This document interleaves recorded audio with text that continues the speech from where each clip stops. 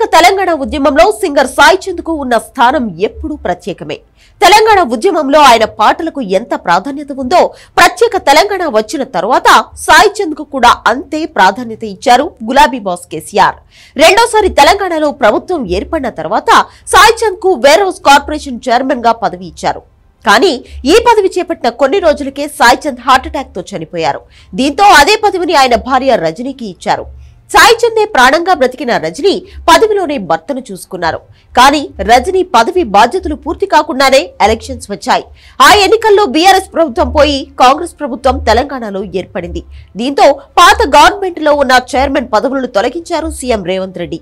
ఆమె స్థానంలో పాలేరు కాంగ్రెస్ లీడర్ రాయల రాఘేశ్వరరావును నియమించారు. రజనీని పదవి నుంచి తొలగించిన టైంలో ఆ న్యూస్ రాష్ట్ర వ్యాప్తంగా హాట్ టాపిక్ గా మారింది. ఎందుకంటే రజనీకి పదవి వచ్చిన సందర్భం ప్రత్యేకం. ఓ పక్క భర్త లేని లోటు, మరో పక్క ఇద్దరు పిల్లల బాధ్యత. ఈ రెండింటి మధ్యతో పదవి బాధ్యతలు చేపట్టారు రజనీ. రాష్ట్రంలో ప్రభుత్వం మారిన తర్వాత కూడా రజనీని అదే పదవిలో కంటిన్యూ చేస్తారని అంతా అనుకున్నారు.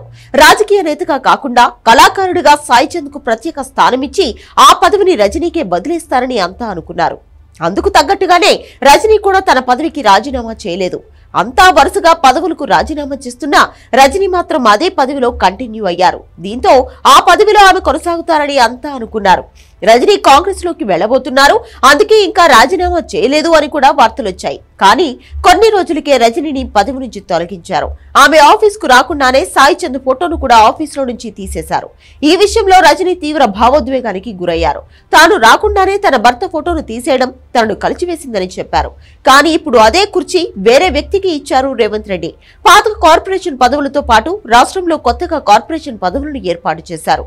అన్ని కార్పొరేషన్లకు చైర్మన్లను నియమించారు. ఇందులో భాగంగానే వేర్ హౌస్ కార్పొరేషన్ పదవిని నాగేశ్వరరావుకు అప్పగించారు.